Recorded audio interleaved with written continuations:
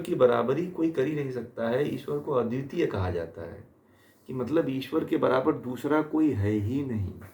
इसीलिए ईश्वर का एक नाम अद्वितीय भी है, यूनिक।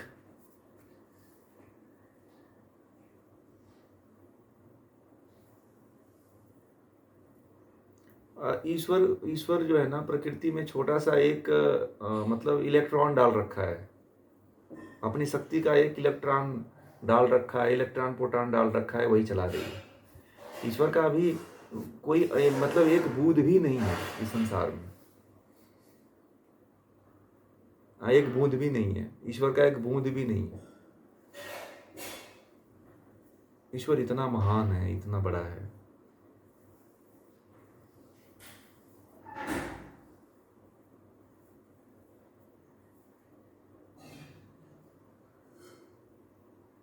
हाँ, इसीलिए बस इसलिए कह देते हैं कि उसमें शक्ति कार्य करती है। हाँ, वो अदृश्य है, वो दिखाई नहीं देती है।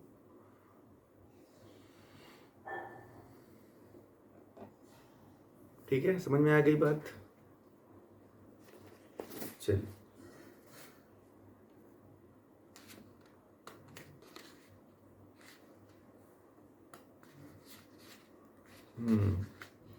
ई बराबर ई क्या है? ई एनर्जी है, एम क्या है? द्रव्यमान है, और सी क्या है? हाँ, तो इसमें द्रव्यमान और वेलोसिटी का स्क्वायर करेंगे तो क्या होगा? एनर्जी। वही एनर्जी आपको प्राप्त हो जाएगी।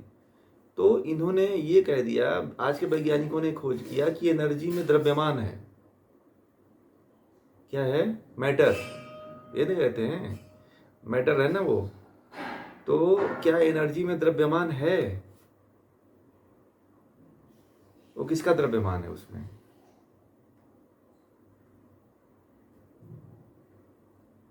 और वेलोसिटी तो है ही है।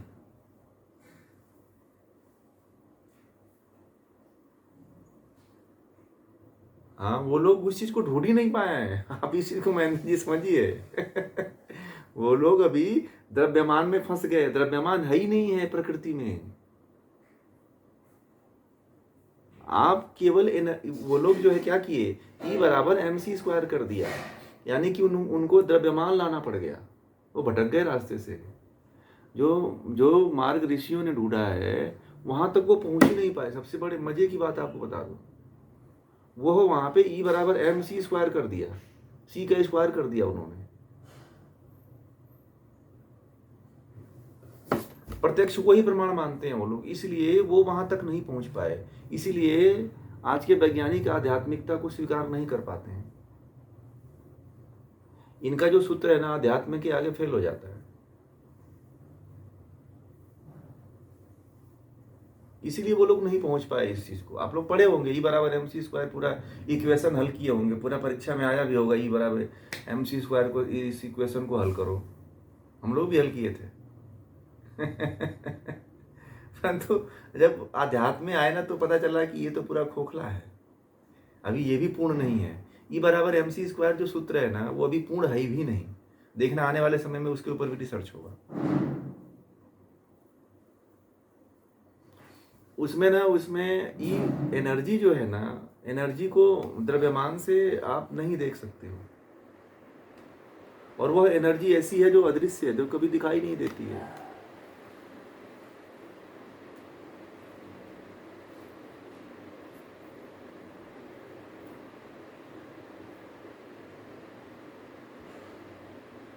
हैं? एनर्जी को प्राण नहीं कह सकते हो आप। एनर्जी मतलब ब्रह्म की शक्ति, जहां पर उसमें गति होती है। उसमें क्या होती है? गति होती है, परंतु आप उसको द्रव्यमान, अब उसको लोग द्रव्यमान कह देते हैं ना, मैटर बोल देते हैं। उसमें ई कह देते, सी कह देते तो बात चलती। ठीक है, अब उसमें एम कह दिए तो एम तो होता ही नहीं है। हाँ बोलो, क्या आप लोग सतरजतम परमाणुओं को देख पा रहे हो?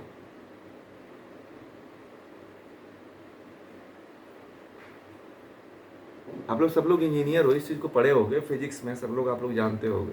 और लगभग मुझे लगता है सब लोग पढ़े होंगे फिजिक्स में। परंतु यहाँ पे अध्यात्म को देखो आप लोग, अध्यात्म भी एक बहुत बड़ा भाई साइंस है, वो फिजिक्स से कहीं ज़्यादा हाई लेवल का है।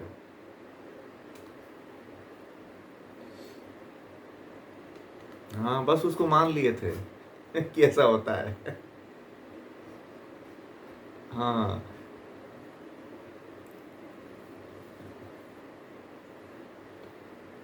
तो अब समझ में आता है कि जो न्यूटन का लॉ है, इसका लॉ है, तो ये सब जो है जितने लॉ उन्होंने लाया है वो वहाँ तक पहुँचे तो, परंतु उसको टच नहीं कर पाए। बड़े दुर्भाग्य की बात है, वो वहाँ तक पहुँचे हैं, ठीक है, परंतु उसको टच नहीं कर पाए सब, ठीक है, वो अनुभूत नहीं कर पाए।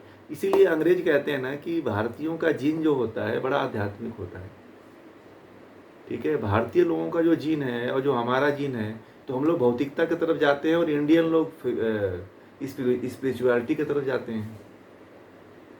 मैं ऋषिकेश में था तो एक बहुत बड़ा अंग्रेज आया हुआ था, वो जर्मन था, तो वो बोला कि हमारे जीन में भाव आता ही नहीं आध्यात्मिकता का, हम लोग वहाँ पे पहुँच ही नहीं पाते हैं, हम लोग सीधे जो है कहाँ पहुँच जाते हैं, फिजिक्स की तरफ चले जाते हैं। और जो भारतीय होते हैं उनके जीन में क्या होता है, जीन भारतीयों का जीन ऋषियों का जीन है। क्या है, अभी जांच करो ना तो ऋषियों का जीन, सबका ऋषियों का जीन है। यहाँ पे जितने लोग आप लोग बैठे हुए हो ना, सभी ऋषियों की संतान है। इसीलिए ऋषियों की संतान हमें कहा जाता है, क्योंकि हमारे भीतर जो है ऋषियों का जीन है। अभी डीएनए टेस्ट करो, सबका एक ही डीएनए आएगा। यहाँ पे जितने बैठे हैं ना, सबका डीएनए एक ही है। वह यदि कोई जर्मन से, जैसे कोई विदेशों से आ गया, कोई विदेशी महिला आ गई, तो उसका जीन नहीं मिलता है। पता नहीं क्या है, इसका रिसर्च भी हुआ है। मैंने एक बार इसके बारे में पूछा भी था लोगों से, वैज्ञानिकों से, तो बोले कि नहीं मिलता है उनका जीन भारतीयों से। हाँ हाँ, वो नहीं मिल पाता है उनको। वो बोलते हैं बड़ा सौभाग्यशाली होता है जो भारत में पैदा होता है। और पूरी दुनिया जो है इसीलिए भारतीयता को नष्ट करने पे लगी हुई है कि भारत में हर घर में जो है महापुरुष पैदा होता है। इसीलिए भारतीय संस्कृति को और हिंदुत्व को पूरी जो है ईसाइयत और पूरी जो है इस्लाम जो है ख़त्म करने पे लगा हुआ है। आप लोगों को नहीं पता है। इसीलिए वो लोग चाहते हैं कि भारतीय बहुत आगे हैं। जितना भी कंप्यूटर चल रहा है, ईमेल चल रहा है, जीमेल चल रहा है, आपका ये फेसबुक चल रहा है, सोशल मीडिया चल रहा है, ये जो हम लोग आप एक दूसरे से बात कर रहे हैं, ये सब भारतीयों की देन है। इसीलिए ईसाइयत जो है,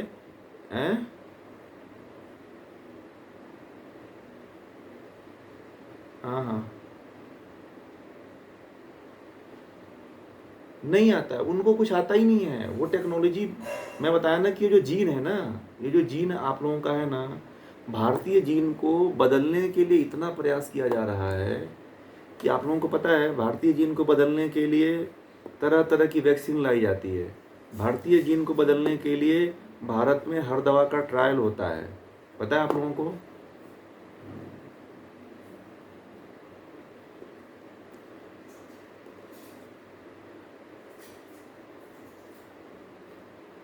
फिर भी लोग कुछ भी कर लें, फिर भी ये लोग कुछ कर लें, भारत का अध्यात्म बदलता ही नहीं है।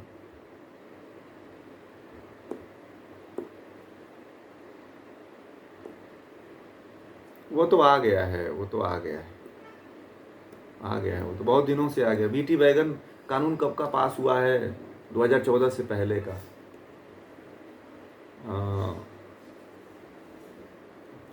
तो इसीलिए जो है आप लोगों को मैं आप लोगों को बताऊं कि बड़े भाग्यशाली हो आप लोग कि वो लोग जो है ना अध्यात्म को, इसीलिए भारतीयों को नष्ट करने के लिए पूरी दुनिया लगी हुई है। आप लोग नहीं समझोगे इस चीज़ को। आज हमारी एक मित्र से चर्चा हो रही थी, ठीक है, तो वह यही कह रहे थे कि मैंने कहा कि अमेरिका क्यों लगा हुआ है। अमेरिका जो है जैसे बांग्लादेश है, तो बांग्लादेश के पीछे कौन कौन है? चाइना, अमेरिका है। सबसे बड़ा हाथ किसका है? चाइना का है, अमेरिका का है। और हम लोग समझते हैं कि बांग्लादेश ही कर रहे हैं। उन लोगों का क्या है कि उनका सबसे बड़ा जो फंडा है उनका एक ही है, या तो ईसाइयत को और इस्लाम को आगे ले जाओ। दोनों चाहते हैं कि मेरा प्रभुत्व बढ़ जाए, और हिंदुत्व को पूरी दुनिया नष्ट करने पे लगी हुई है, आप लोगों को बता दें। क्योंकि सभी ये कहते हैं कि हिंदुओं के अंदर ऐसी क्षमता है जो किसी के अंदर नहीं है। वो ऐसी चीज़ों को ला सकते हैं, ऐसी चीज़ों को उत्पन्न कर सकते हैं, और उनका ऐसा जीन है जो भारत के विश्व के किसी भी व्यक्ति का वैसा जीन है ही नहीं है, पॉजिटिव जीन है ही नहीं है। इसीलिए आप लोग जो है इस भारत में जन्म लेकर के और हिंदू धर्म में जन्म लेकर के और इतने अच्छे अवसर को यदि खो दोगे ना आप लोग, तो मुझे लगता है कि ऐसा अवसर कभी नहीं मिलेगा, कभी नहीं मिलेगा।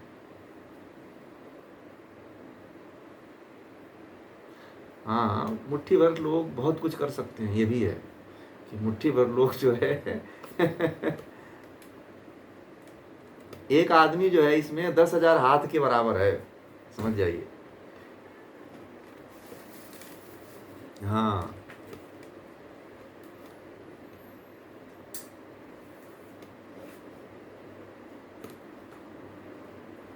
हाँ,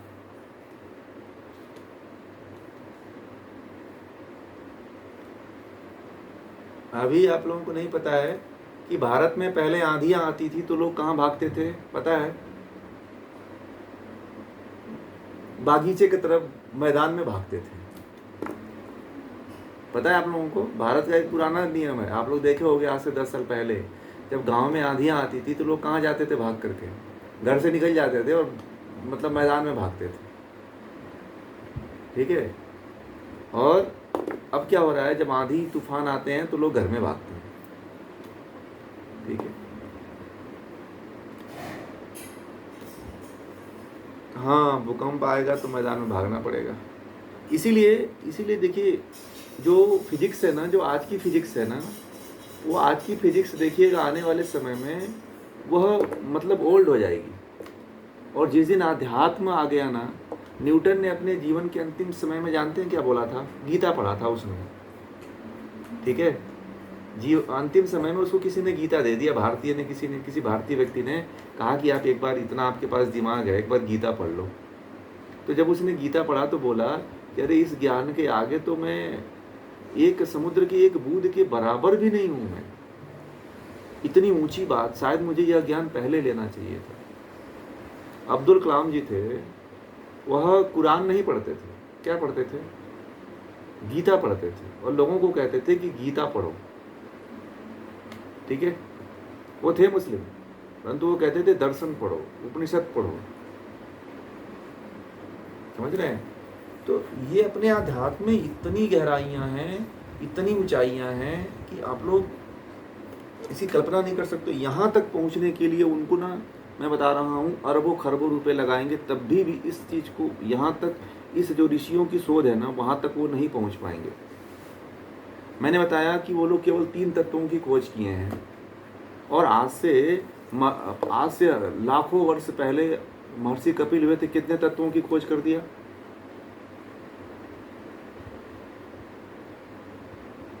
25 तत्वों की खोज कर दिया। बताइए, अभी इतना कोई पहुंचा है आज के वैज्ञानिक?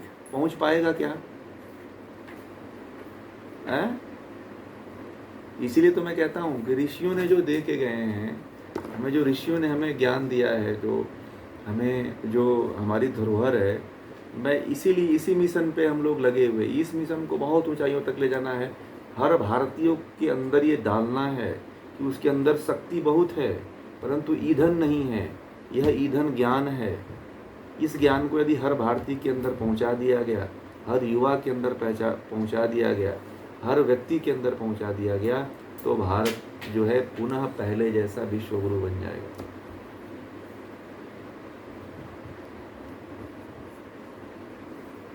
बस इतना ही पहुंचे, वो लोग आगे पहुंच भी नहीं पाएंगे। इसलिए नहीं पहुंच पाएंगे कि वो इसके ऊपर वो लोग आगे बढ़ ही नहीं पाते हैं, ठीक है?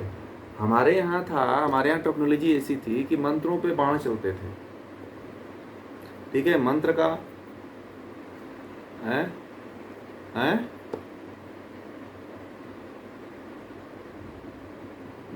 नहीं, आज जो संघर्ष है वह भी संघर्ष वहाँ भी था, उस समय भी था, परंतु उस संघर्ष काल में उन्होंने ऐसे मुक्त हो करके भी हमारे लिए बहुत अनमोल चीज़ दे के गए। ठीक है, यह जो ज्ञान है, यह ज्ञान वह अपने किसी शिष्य को दिए ही थे ना, तभी तो आपके पास ये ज्ञान आया है प्रकृति का, सांख्य दर्शन आया है, नहीं तो नहीं आता। और उस समय भी परिस्थितियां रही होंगी ना मन की, क्योंकि उस समय भी इंद्रियां भटकती होंगी ना, उस समय भी लोग विषयों में फंसे हुए थे, इसीलिए तो महर्षि कपिल को ये सब लेकर आना पड़ा। ऐसा नहीं है कि उस समय का माहौल बहुत अच्छा था, नहीं, उस समय भी, राम के समय में कितनी बुरी स्थिति थी। लोग राम राज्य कहते हैं। अरे राम राज्य को, एक बात बताऊं, आज एक हमारी मित्र से चर्चा हो रही थी, तो मैंने कहा ना कि राम की सही प्रतिमा लोग, सही मूर्ति नहीं लगा रहे हैं। मैंने कहा कि राम मंदिर में राम की वास्तविक मूर्ति लगनी चाहिए। तो बोले वो कैसा? फिर बोले कि, मैंने कहा कि मथुरा में भी भगवान श्री कृष्ण की असली मूर्ति लगनी चाहिए। तो बोले वो क्यों, कैसे आपने कह दिया? मैंने कहा कि ये बताओ, मथुरा में लड्डू गोपाल की पूजा कर रहे हैं, तो सब क्या होगा? लड्डू गोपाल ही तो बनेंगे, हैं? और भगवान राम की यदि आप बालक रूप में पूजा करोगे तो क्या होगा? भगवान राम का रौद्र रूप वाली मूर्ति चाहिए भारत में, तब भारत को बचा पाएंगे हम लोग। भगवान श्री कृष्ण के महाभारत युद्ध वाली उनकी छवि चाहिए, तब भारत, सुदर्शन चक्र वाली छवि चाहिए, तो भारत को बचाया जाएगा। भगवान राम का धनुष चलाते हुए उनकी छवि चाहिए, तब हमारे देश में राम पैदा होंगे, नहीं तो वही लड्डू गोपाल पैदा होंगे। बात समझ रहे हैं? राम, यही लड्डू गोपाल पैदा होंगे, 10 साल का बच्चा पैदा होगा जो दर्शन करते करते थक जाएंगे वो भी। अभी कुछ लोगों ने राम मंदिर में कहा है कि राम का वास्तविक और जो उनका रुद्र वाला रूप है वह वाली मूर्ति लगाई जाए। पता नहीं लगाएंगे कि नहीं लगाएंगे वो लोग।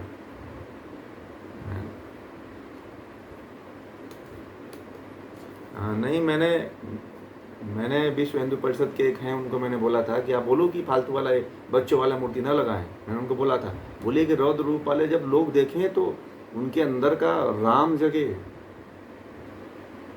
ये बच्चों वाला लगा करके सब बच्चे ही बनते चले जाएंगे, सब बच्चे कहेंगे कि मेरा बच्चा ऐसा ही हो जाए, खूबसूरत बच्चा। अब कोई राम नहीं बनाना चाहता है, सब चाहता है कि दशरथ का ही राम जो है युद्ध जाके करे, और वासुदेव का लड़का ही जा करके महाभारत की लड़ाई लड़वाए, हमारा लड़का नहीं जाएगा। समझ रहे हैं? सब लोग चाहते हैं कि हमारे घर राम न पैदा हो, दूसरे घर पैदा हो जाए। ठीक है, ये हमारा इतिहास नहीं रहा है।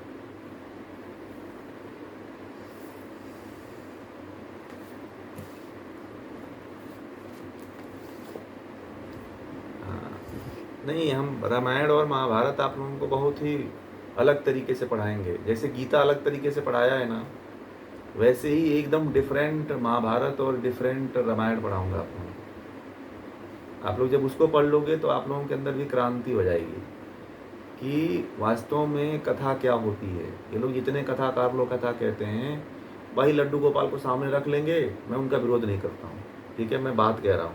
उन लोगों को ऐसा कथा कहनी चाहिए कि हर घर में कृष्ण पैदा हो, हर घर में राम पैदा हो, ऐसी कथा होनी चाहिए, तब भारत बचेगा। नहीं तो भारत बचेगा कहाँ? ये कथा करके चल जाएंगे, कोई दूसरा आक्रमण करेगा, फिर भारत गुलाम हो जाएगा। मोदी जी थोड़ी हमेशा रहने वाले हैं, चाहे ऐसे लोग, योगी जी जैसा लोग थोड़ी रहने वाले हैं। खराब होने वाली है, देश की स्थिति बहुत बुरी होने वाली है,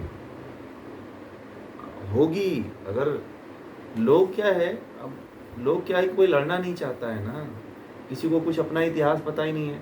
राम के बारे में पूछो तो सब लोग जो है ऐसे हाथ जोड़ लेते हैं राम। अरे राम ने अपने गुरुकुल से निकलते ही राक्षसों का वध करना शुरू कर दिया और जीवन के अंत तक वध किया। भगवान श्री कृष्ण जब पैदा हुए तभी से राक्षसों को मारना शुरू किया। ये कोई पढ़ाता है?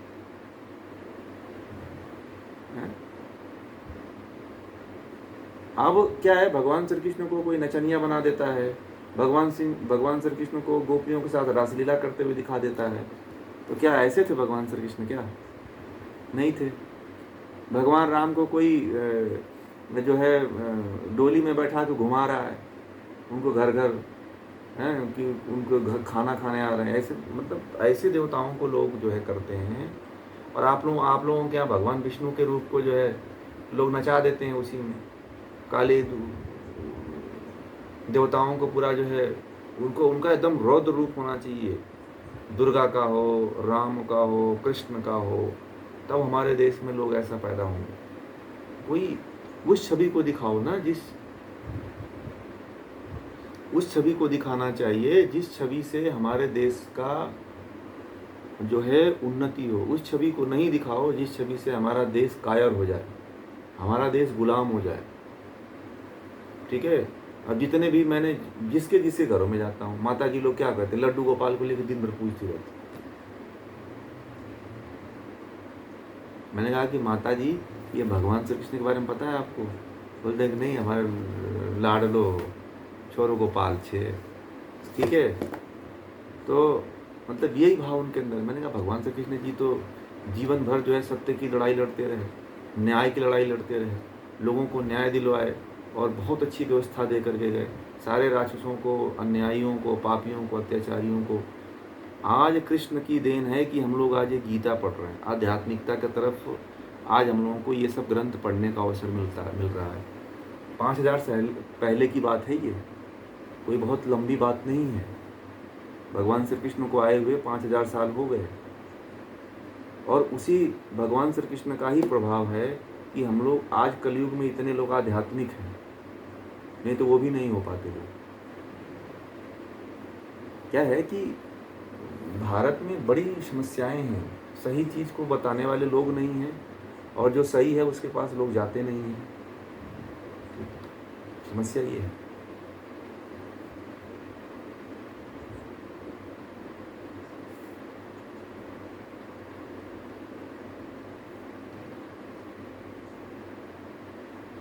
हाँ, सोचते ही नहीं। बात सबसे बड़ी समस्या यही है।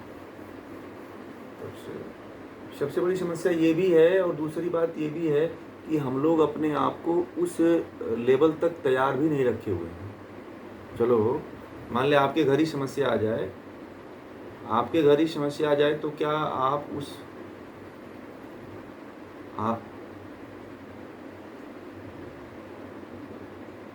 हाँ, एकदम सही कहा आपने।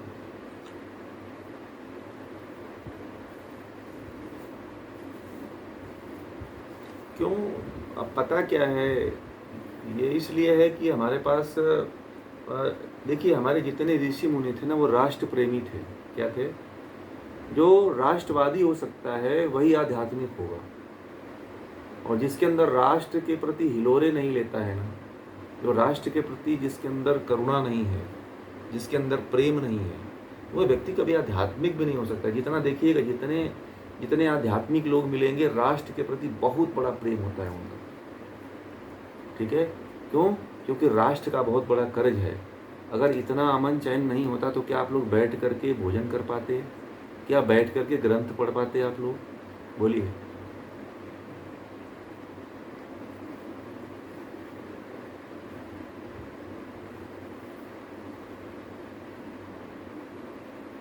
वही बात है ना, राष्ट्रवादी होना बहुत जरूरी है, बहुत जरूरी है। आप आध्यात्म देखिए, हमारे जितने भी महापुरुष हुए हैं, हमारे देश में पैदा हुए हैं, चाहे कोई भी देवता हो, तो देखना वो लोग राष्ट्र के लिए ही अपने आप को पूरा न्यौछावर कर दिए। ठीक है। भगवान राम जो है अपनी यात्रा अयोध्या से प्रारंभ करते हैं, और पूरा कन्याकुमारी साउथ तक जो है पूरा जा करके जितने भी राक्षस थे उन सभी राक्षसों का वध करते हैं। रावण जो है इतना आतंक मचा दिया था कि पूरे दक्षिण भारत में रहना लोगों का दुश्वार हो गया था।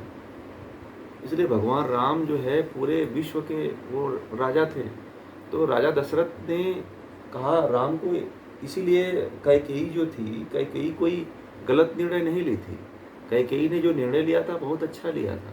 कैकेयी यदि शायद नहीं होती तो मुझे नहीं लगता है कि रावण जैसा आतंकवादी मारा गया हो, नहीं मारा गया।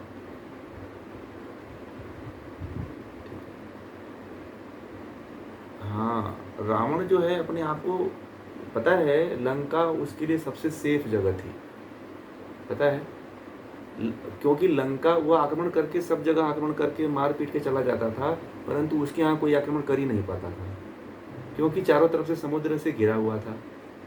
सबसे बड़ी बात है कि लंका में रावण के पास भारत का कोई भी राजा युद्ध करने में सक्षम नहीं था। पता है, रावण को मारने में सभी भारत के राजा लगे थे, परंतु कोई नहीं मार पाया। क्यों?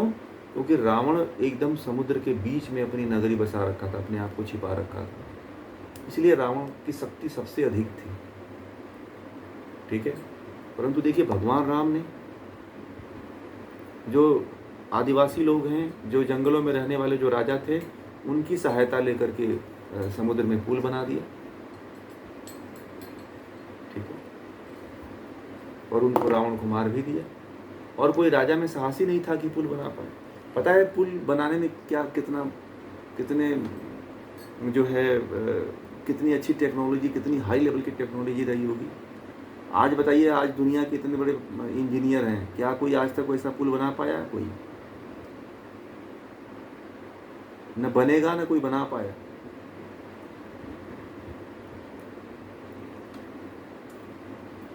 कहते हैं ना, कुछ लोग ऐसा कहते हैं कि वहां पे बहुत सी पहले नावों को डुबोया गया, पत्थर भर भर के, जो है चूना या सीमेंट या जड़ी बूटियां लगा करके ना, नीचे जो वहाँ पे ना पत्थरों को दबाया गया था पहले, नावों को उस तरह से बड़े बड़े पत्थरों को ला करके वहाँ पे डुबोया गया था। चूना का और आयुर्वेदिक जड़ी बूटियों का प्रयोग किया गया था उसमें, और जिग जैग टाइप का बना हुआ है, ऐसा आकार का बना हुआ है, ऐसे जिग जैग टाइप का, ऐसे वो पुल बना हुआ है। और ऐसी टेक्नोलॉजी है कि भारत में शायद वो टेक्नोलॉजी अभी कहीं वैसा पुल दिखा नहीं है। और नल नील जैसा कोई इंजीनियर था ही नहीं, नल नील ने तो ही पुल बनाया था, और कोई थोड़ी बनाया था।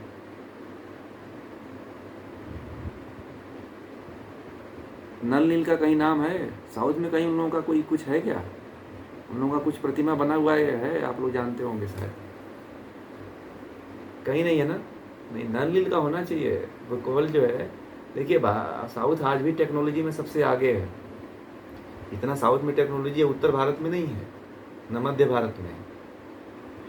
हाँ, बहुत टेक्नोलॉजी है, वो उसी का प्रभाव है कि टेक्नोलॉजी साउथ में आज की नहीं है, भगवान राम के समय से टेक्नोलॉजी है। समझ में आ गई बातें?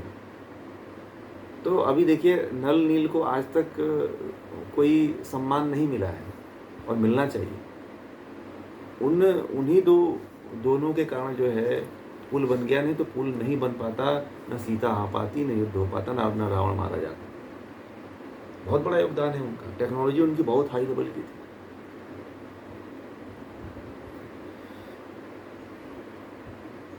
बहुत हाई लेवल का ज्ञान था, जंगलों में रहने वाले लोग थे वो लोग। नल नील क्या थे? जंगलों में रहने वाले वो राजा थे वो लोग। ठीक है, वो कोई बानर थोड़ी थे वो।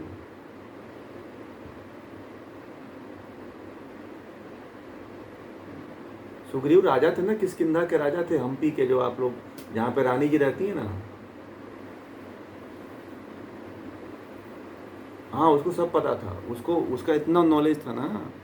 बाली कहीं, देखिए बाली ना कहीं उससे ज़्यादा ज्ञानी था, सुग्रीव से भी ज़्यादा टेक्नोलॉजी में और ज्ञान में आगे था।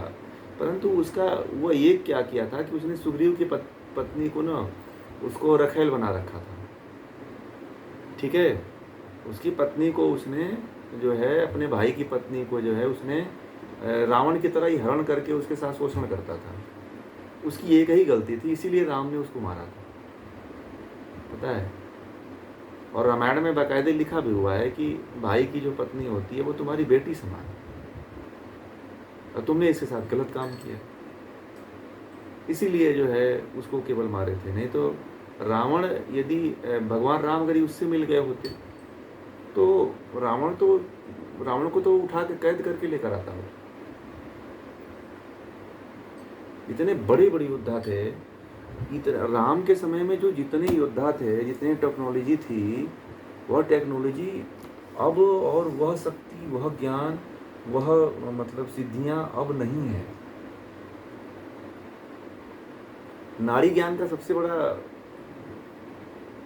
क्षेत्र कौन सा था पता है? श्रीलंका। श्रीलंका। हाँ, नाड़ी का ज्ञान सबसे, नाड़ी का ज्ञाता था रावण। क्या था? और सबसे अच्छे अच्छे वैद्य जो है श्रीलंका में रहा करते थे, पता है। और जब लक्ष्मण को शक्तिबाण लगा था तो उस समय पूरे भारत में सबसे अच्छे वैद्य सुसेन थे, ठीक है। तो जो वैद्यों, जो आयुर्वेद के जो वैद्य हैं, इसी का प्रभाव देखना, साउथ का जो वैद्य होगा चाहे अन्य जगहों का वैद्य होगा, वहाँ की टेक्नोलॉजी बहुत आगे है। वैद्य नाड़ी भी वहाँ की बहुत अच्छी है, क्योंकि बहुत जगहों पे देखिए, भारत के कुछ कुछ राज्यों में बहुत जैसे उत्तर भारत का क्षेत्र जो है ना, गुलाम ज़्यादा रहा, अंग्रेज़ों के कब्जों में, मुसलमानों के कब्जों में ज़्यादा रहने के कारण यहाँ की संस्कृति का बहुत नाश हुआ है, बहुत हास हुआ, क्योंकि मैदानी क्षेत्र पड़ता है। और जहाँ जहाँ पहाड़ी क्षेत्र है तो वहाँ पे अंग्रेज़ों का और मुसलमानों का प्रभाव उतना कम रहा। बात समझ में आ रही है? महाराष्ट्र में भी बहुत संस्कृति बची हुई है, परंतु जो मैदानी क्षेत्र हैं वहाँ पे मुसलमानों ने और अंग्रेज़ों ने खूब लूटा, वहाँ की चीज़ों को एकदम पूरा नष्ट कर दिया। ये चीज़ इस कारण जो है, इस कारण उत्तर भारत में ये सब चीज़ नहीं बच पाई, क्योंकि गुलामी का सबसे बड़ा जो है प्रभाव यहीं रहा, मैदानी क्षेत्रों में। जहाँ जहाँ पहाड़ी क्षेत्र हैं वहाँ पे मुसलमान और अंग्रेज़ों का प्रभाव सबसे कम रहा।